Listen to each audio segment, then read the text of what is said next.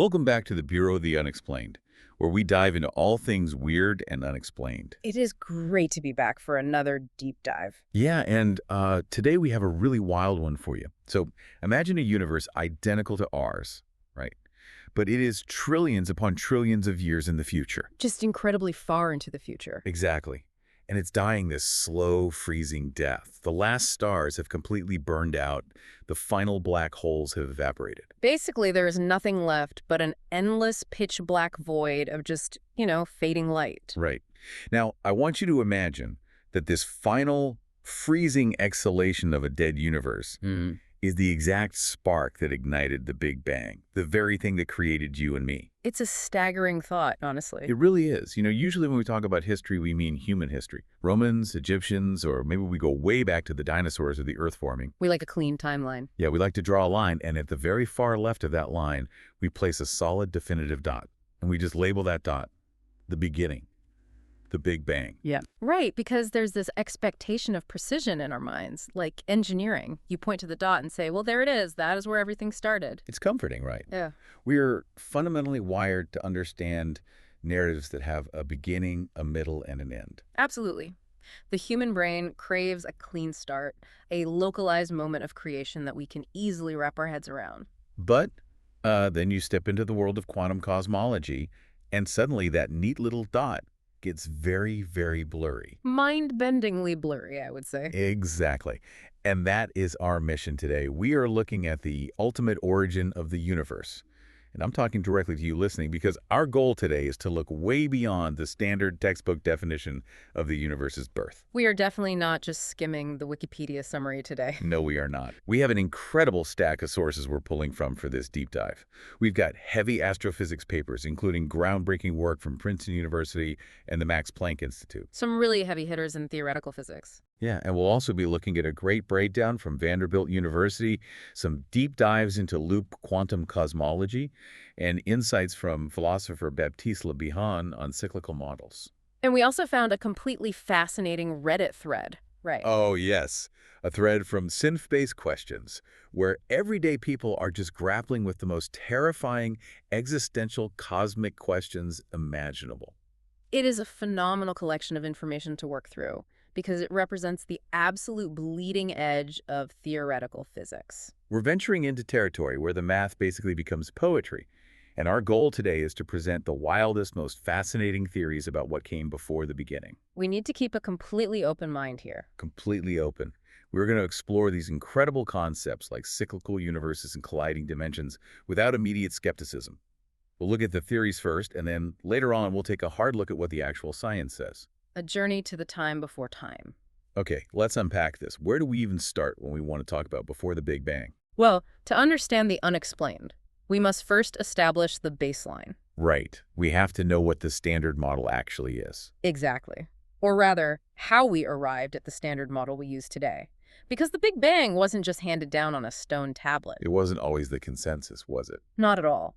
If we rewind the dial back to the 1950s, the scientific community was actually right in the middle of this massive, bitter debate about the fundamental nature of reality. So the Big Bang was actually controversial. Very much so. In fact, the term Big Bang was originally coined by one of its biggest critics, the brilliant astronomer Fred Hoyle. Wait, a critic named it? Yes, during a radio broadcast. He used it pejoratively. He was basically trying to mock the idea of a sudden, explosive creation. Talk about the ultimate backfire. The name stuck just because it's so incredibly catchy. It is undeniably catchy. But at the time, Hoyle and many other prominent physicists were championing the leading alternative, which was called the steady-state theory. The steady-state theory. What did that argue? It proposed that the universe didn't have a singular beginning at all. It argued that the universe has just always existed, and it looks roughly the same at any point in time from any location. But they knew the universe was expanding by then, right? Didn't Edwin Hubble already prove that? He did. They knew things were moving apart. But the steady-state model argued that as the universe expands, new matter is continuously, spontaneously created in the empty spaces. Oh, I see. So it keeps the overall density of the universe constant. Exactly. As galaxies drift apart, new hydrogen atoms just kind of pop into existence in the void between them. And then those form new stars and galaxies, Yeah. just maintaining the status quo forever. It feels very safe, honestly. It does. It's the idea of the universe existing in this perfect, infinite equilibrium. No sudden, violent explosions. No terrifying singularity at the beginning of everything. Philosophically, it was highly appealing to a lot of people. It didn't require a messy, localized moment of creation, which some scientists felt smacked a little too much of theology or like a prime mover. Right? It implied an eternal, unchanging cosmos. Ooh. But science needs evidence, and steady state ran into a huge problem, didn't it? A fatal, insurmountable blow in 1964. Two radio astronomers, Arno Penzias and Robert Wilson, were working at Bell Labs in New Jersey. Using that massive horn antenna. Yes, this giant, incredibly sensitive antenna.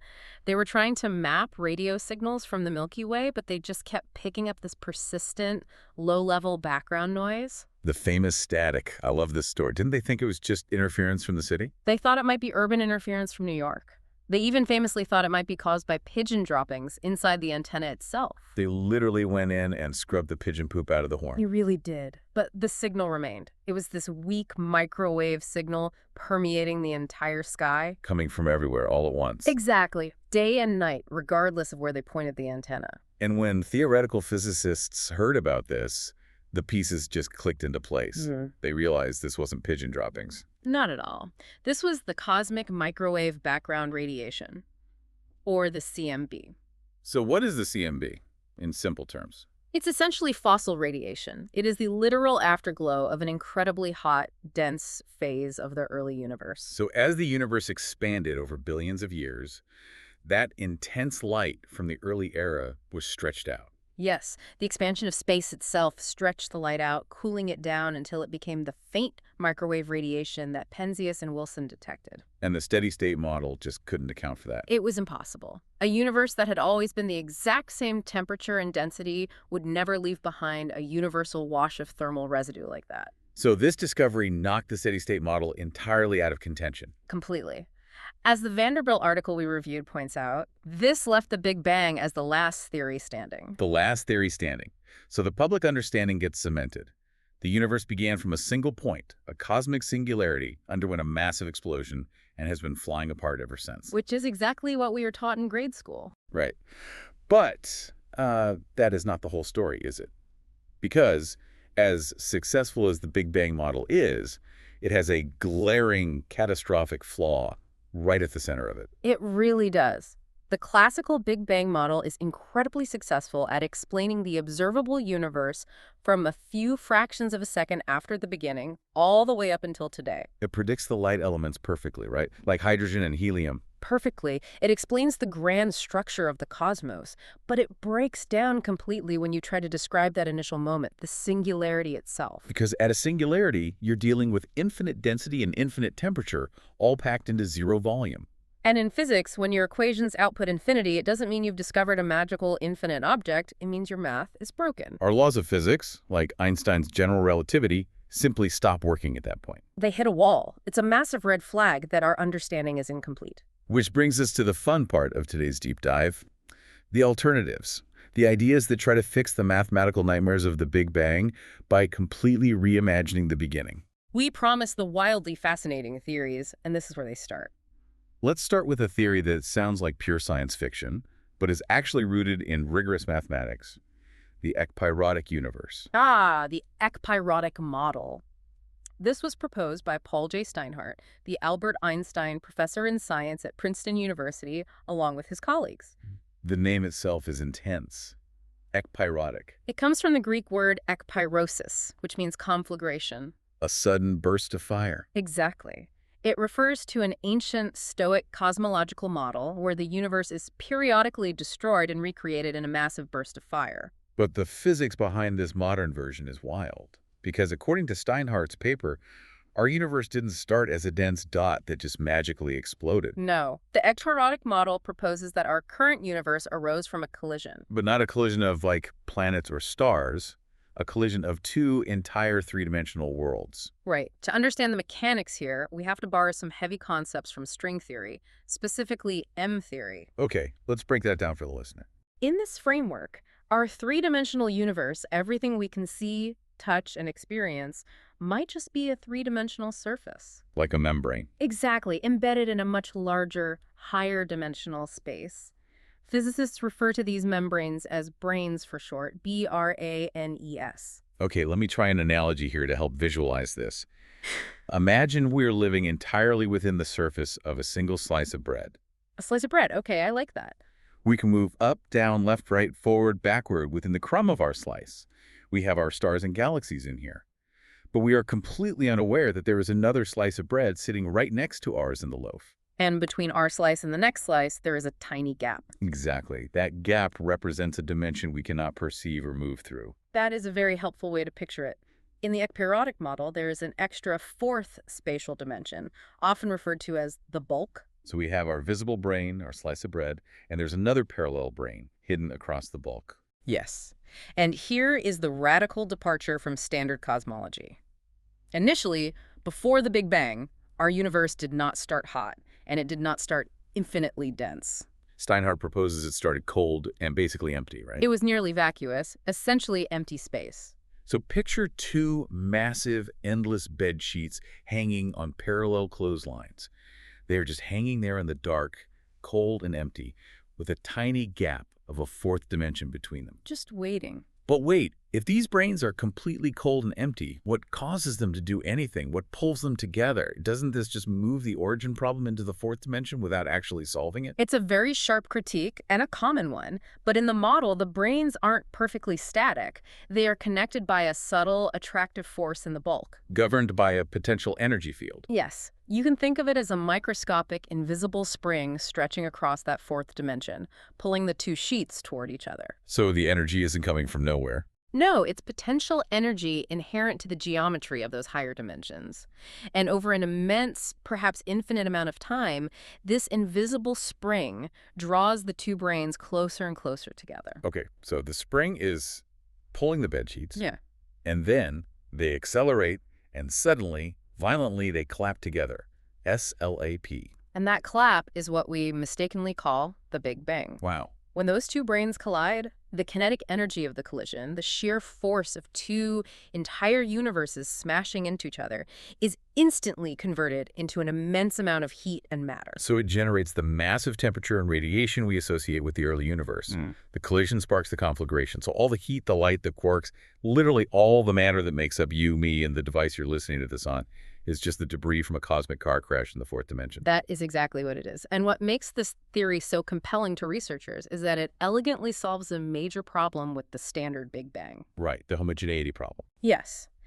As Steinhardt's paper notes, a simple Big Bang tends to produce a universe that is highly lumpy, warped, and wildly curved. Because an explosion is chaotic. Shrapnel goes everywhere.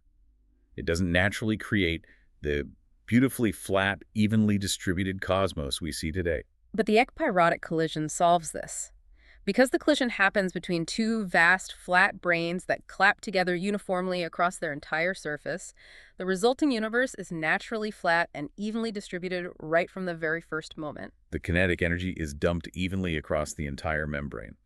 That is incredibly elegant. It explains the uniformity of our cosmos natively through the geometry of the crash. It is elegant, sure, but relying on unproven extra dimensions and invisible interdimensional springs is a huge leap for some physicists. It is a bridge too far for many in the field. Yeah, a lot of researchers feel uncomfortable resting reality on a fourth spatial dimension we have zero evidence for, which led other physicists to look for a cyclical model that works strictly within our known three dimensions. Which brings us to the next wild alternative, the Big Bounce. The Big Bounce. This one is based on loop quantum cosmology, right? Yes, an intensely debated and highly complex field of theoretical physics. The core idea here strips away the parallel universes and the string theory branes. So no fourth dimension. No. It proposes that our universe is simply the latest phase in an endless rhythmic cycle of expansion and contraction. Imagine a previous universe that expanded, just like ours is doing, but eventually the expansion slowed down, stopped, and gravity took over. Causing the entire cosmos to collapse back in on itself. A big crunch. A big crunch. Now, in classical physics, if a universe crunches all the way down, it inevitably hits a singularity. Right, the mass of hundreds of billions of galaxies compressing into a space infinitely smaller than the head of pin. Infinite density, zero volume, and the laws of physics shatter. Game over. But loop quantum cosmology argues that general relativity is fundamentally incomplete here. Because it completely ignores the other pillar of modern physics, quantum mechanics. Right. General relativity handles the massive stuff. Stars, gravity. Quantum mechanics handles the incredibly tiny atoms, quarks. And they famously refuse to work together. They are notoriously incompatible. But loop quantum gravity attempts to bridge them. It proposes that space and time are not a smooth, continuous, infinitely divisible fabric. Not like a sheet of rubber, which is how Einstein pictured it. Exactly. Instead, it suggests that at the absolute smallest conceivable scales, the Planck scale, space-time itself is quantized. Meaning it's made up of discrete, tiny, vibrating loops. Yes, space-time has a fundamental resolution. You can't zoom in forever. You can't get any smaller than a single pixel of space. That is an excellent way to conceptualize it, an atomic structure to space-time. And this pixelation changes absolutely everything when a universe is undergoing a big crunch. How so? According to researchers at Pennsylvania State University, particularly Abhay Ashtekar and Martin Bojewald, as a collapsing universe gets denser and denser, it approaches this fundamental resolution limit. And as the density approaches infinity, the behavior of this quantum foam radically changes. Walk me through the math of that. Under normal conditions, gravity is purely attractive. But their equations purport to show that when you compress these quantum loops to their absolute limit, you encounter a quantum repulsive force. Wait, gravity pushes things away. Yes, the quantum geometry actively resists further compression. You can liken it to the Pauli exclusion principle, which creates the pressure that stops a white dwarf star from collapsing. So space-time itself has a geometric resistance. The universe cannot physically compress into a singularity because the fabric of space refuses to be squeezed any tighter. It hits a sort of impenetrable quantum floor. And then what happens? The repulsive force violently rebounds the universe back outward. It bounces. The big crunch smoothly transitions into a new expanding phase. A big bounce. I'm imagining taking a really dense foam ball and squeezing it between your hands. You compress it, but eventually the molecular structure just won't let you squeeze any further. And if you put all your weight into it and then let go, it violently springs back outward. Exactly. The universe collapses, hits the quantum floor, and springs back out. Uh. But there's a crazy claim associated with this, right? Martin Bojewald's idea about cosmic recall. A very bold, almost heretical claim. He claimed that because the mathematical evolution of the universe through the bounce is unitary, some properties of the previous universe could theoretically be determined by looking at our current universe. Wait, hold on. Let's unpack that. What does mathematically unitary actually mean for someone without a PhD? In quantum mechanics, unitarity essentially dictates that information cannot be fundamentally destroyed. If a process is unitary, you can, in principle, run the equations backward to see where you came from. Like burning a book. Exactly. To the naked eye, the information is gone. But in a perfectly unitary universe, if you could track the exact quantum state of every photon, every atom of ash, you could run a supercomputer backward and perfectly reassemble the text. So Bojewald's claim is that the big bounce preserves the information. He suggested that certain broad characteristics survive the quantum meat grinder of the bounce. Now, other physicists heavily dispute this. They argue the fire is too chaotic, the ash is too scrambled. But the idea that anything survives, that our reality is carrying the mathematical ghost of a previous cosmos, that is breathtaking. It truly is. It's like finding a charred piece of a diary in the ashes of a house fire. You might not read the whole story, but you know a story existed. Okay, so we've got colliding bedsheets and bouncing foam balls. Let's look at one more cyclical theory, Conformal Cyclic Cosmology. Or CCC for short, the brainchild of Sir Roger Penrose. A Nobel laureate. Yes, and one of the most brilliant mathematical physicists of the past century. CCC is arguably the most elegant yet profoundly counterintuitive model of all. Because it doesn't rely on hidden dimensions, and it doesn't require a violent crunch and bounce. Okay, let's unpack this one slowly. In Penrose's model, the universe doesn't crunch. It expands, right? Yes, it expands and it accelerates forever, trillions upon quadrillions of years into the future. Until it runs out of usable gas. The stars burn out, the galaxies drift apart, the black holes slowly evaporate. Leaving a universe that is incomprehensibly vast, freezing cold, dark, and utterly empty. Just a thin soup of stray photons. the heat death of the universe. But Penrose makes a crucial leap here. He hypothesizes that over these long timescales, all matter with mass, even stable protons, will eventually decay. So a universe with literally zero mass, just light zipping around an infinitely large, freezing void. Why does that change the nature of the universe? Because of relativity, mass and time are intimately connected. For a massless particle, like a photon, time does not pass. Right. From the photon's perspective, emission and absorption happen simultaneously. It doesn't experience the flow of time. Furthermore, distance loses its meaning. If there are no massive objects to serve as rulers or clocks, the concepts of time and space fundamentally cease to exist mathematically. If there is no mass to experience time, time isn't real. It's a null concept. Exactly. And Penrose realized something profound. He proved that the mathematics describing this massless, timeless, infinitely large universe are conformally equivalent to a microscopic, infinitely dense singularity. Conformally equivalent, meaning mathematically identical once you strip away the concept of size. Yes. The infinitely large dying universe is mathematically indistinguishable from the tiny speck of a new Big Bang. I need a second. The dying universe is the exact same thing as the singularity of the next universe. Yes. When the dying universe essentially forgets how big it is, it undergoes a phase transition. The vast emptiness becomes the highly compressed singularity of the next cycle, a new aeon. What's fascinating here is, wait, I'm stealing your catchphrase. Go ahead, it applies perfectly here. What's fascinating here is how this explains the early moments of our own universe. In the standard model, there was a period of hyperfast expansion right after the Big Bang called inflation. Which we need to explain why the universe is so smooth. Right, but we don't know what caused it. In CCC, that rapid inflation didn't happen after our Big Bang. It was actually the final, accelerating days of the previous universe's thermal death. The mathematical consequence is stunning.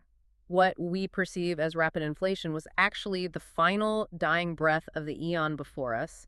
The infinite future of the previous universe seamlessly stitches into the Big Bang of ours. The ultimate cosmic snake eating its tail. Okay, so we've looked at the theories, and we are keeping an open mind here, because if any of these are true, if reality is an infinite loop, here's where it gets really interesting. What does that mean for us, for human reality? You're touching on the profound existential implications. If reality is a loop, does the loop play the same song every time? Right. Philosopher Baptiste Le Bahan discussed this, linking these theories to Friedrich Nietzsche's eternal return. Nietzsche asked, if time is infinite, but the amount of matter is finite, then eventually that matter must rearrange itself into every possible configuration. And eventually return to the exact configuration it is in right now. Meaning every moment of your life has happened infinite times before and will happen infinite times again. A very heavy, suffocating concept. And it's exactly what people wonder about. We found this Reddit thread on airspace questions. User Unusual Ideal 2757 asked exactly this. They said, if the Big Bounce theory is real, what are the chances of events repeating themselves? Like, does the Titanic or 9/11 happen every single time the universe restarts? It's a deeply profound question. Are we just actors hitting marks in a play performed 1 trillion times? Let's speculate. If you're in traffic right now, look at the car next to you. In a perfectly deterministic bouncing universe, that exact car, driven by that exact person, has been in that exact traffic jam an infinite number of times. Does determinism rule? Does the asteroid always hit the dinosaurs at the exact same moment? If the universe operates like a perfectly mechanical clockwork, yes. Identical starting conditions would lead to an identical history. As one Redditor joked to the original poster, you have asked this question 5 billion times before. Terrifying and hilarious. But another user brought up chaos theory. The butterfly effect. If one single atom is out of place during the bounce, it changes the gravitational pull of a star. Billions of years later, the Earth forms differently, or humans never evolve. But for these cycles to even work without tearing themselves apart, the mechanics have to be perfectly tuned. Which brings us to Anna Ijaz and Paul Steinhardt's paper on perfect cycle mechanics. Yes, solving the Mixmaster problem. The Mixmaster problem, what is that? In classical collapsing models, as space contracts, any tiny irregularities get massively magnified. The universe wouldn't shrink smoothly. It would wildly distort, crushing violently in one direction while expanding in another. Behaving chaotically like dough in a stand mixer. Mixmaster. Exactly. It would destroy the possibility of a smooth bounce. So how do Ijaz and Steinhardt fix the dough? Their research introduces a slow contraction phase. Before the universe bounces, it contracts in a highly specific manner governed by a scalar field. What is a scalar field and how does it smooth space? Think of it as a property of space that assigns a value to every point, like temperature in a room. As the universe contracts, the energy density of this field grows incredibly fast, faster than matter or radiation. So it dominates the landscape. Yes, and its uniform nature forces space to become exceptionally smooth and flat. It's like taking a massive microscopic rolling pin to the dough before it goes in the mixer. It irons out all the wrinkles. Precisely. The transition is gentle and avoids the chaos entirely. Okay, the rolling pin helps the geometry. But what about black holes? Our universe is full of them. If we shrink, don't they all crash together into one universe-destroying ultra-black hole? That is a significant roadblock for classical theories. They would merge and derail the bounce. So how can space contract without the things inside getting closer? In their model, the Hubble radius shrinks dramatically. That's the observable horizon, how far light can travel. A horizon closes in. But the actual physical volume, the scale factor, barely decreases at all. Wait, so the distance between two black holes isn't really changing? Right. Correct. As a result, the black holes from previous cycles are effectively pushed far outside our observable cosmic horizon as it shrinks. They are isolated. The slate is wiped clean without a collision. So the mechanics hold up on paper. It's beautiful, poetic math. But now, is any of this true? That is the million-dollar question. We have to transition to hard observational reality. Let's start with the Reddit question, the eternal return. What did the physics answers say? A user named Beldazar gave a wonderfully accurate answer.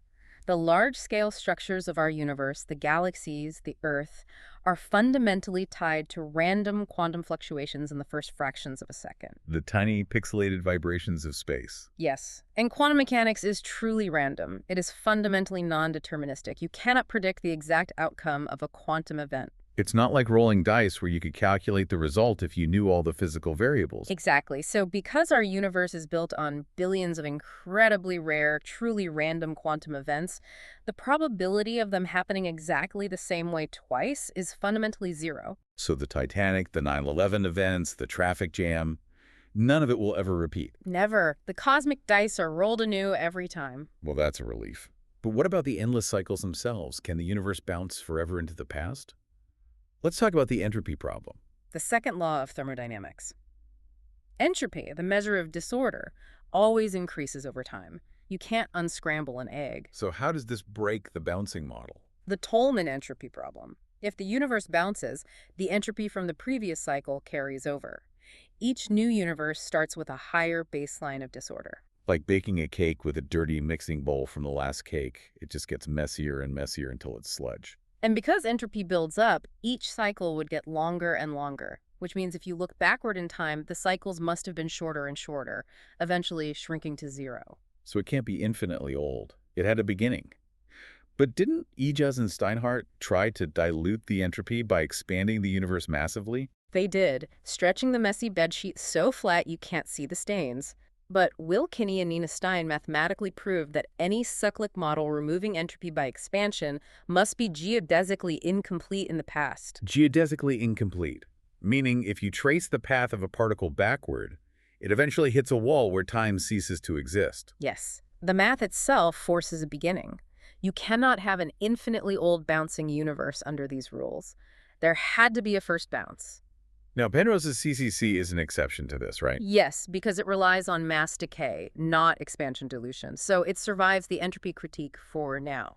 But what about physical evidence for a bounce at all? If we crashed and rebounded, wouldn't it leave a mark? It would generate immense primordial gravitational waves. These would leave a specific predictable scar on the cosmic microwave background. The static, it would have a specific geometric pattern. Yes, specifically affecting the bispectrum of the CMB, a non-Gaussian triangular correlation pattern. And the May 2023 Physical Review Letters paper looked for this using Planck's satellite data, right? They did.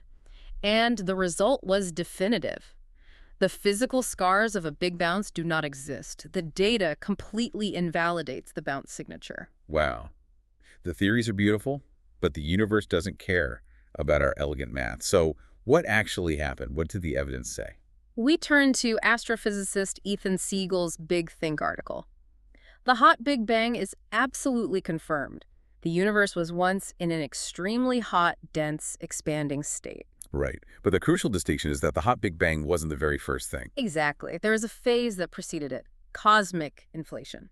Before it was hot, it was cold, empty, and expanding at an exponential rate, stretching space so fast it smooths out all the wrinkles. But how do we know that? We can't see past the CMB. Superhorizon fluctuations. This is the ultimate proof. We have to understand the cosmic horizon, which is the absolute limit a physical signal could have traveled since the Big Bang. So if the Big Bang was the absolute beginning, no information could travel further than that horizon. Precisely.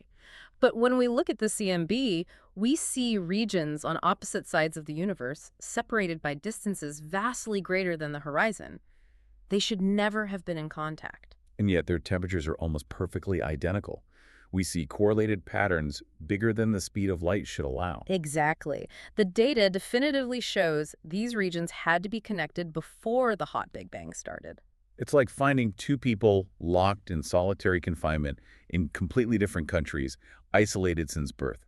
But they both independently memorized the exact same 10,000-word poem. A brilliant analogy. They must have been in the same room at some point, learned the poem, and then were pushed apart. So they were connected in a microscopic patch, and then cosmic inflation expanded it exponentially faster than light, pushing them beyond the horizon. And when inflation ended, it dumped its energy, creating the hot Big Bang. Inflation is the real origin story. That is incredible. But as we close out, I know you have one more thought that builds on this. I do. If we connect this to the bigger picture, the math of inflation suggests that once it starts, it is incredibly difficult to stop everywhere. Inflation is likely eternal. Eternal inflation. Yes.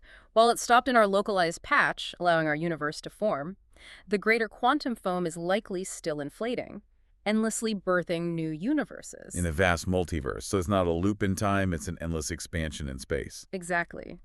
While our universe might slowly fade into a cold thermal death, the overarching multiverse is endlessly boiling. Creation itself is an unstoppable perpetual engine. Our history won't repeat, but creation is happening constantly, forever, just beyond our horizon. An unstoppable, perpetual engine of creation. A boiling multiverse. That is a truly awe-inspiring thought to leave off on. We started looking for a single dot on a timeline and ended up with an infinite multiverse. Thank you so much to everyone who joined us for this deep dive into the origins of reality. Thank you for listening. If you have any topics you want covered, make sure to tell us in the comments section. We love seeing what you want us to explore next. And as always, remember to like and subscribe.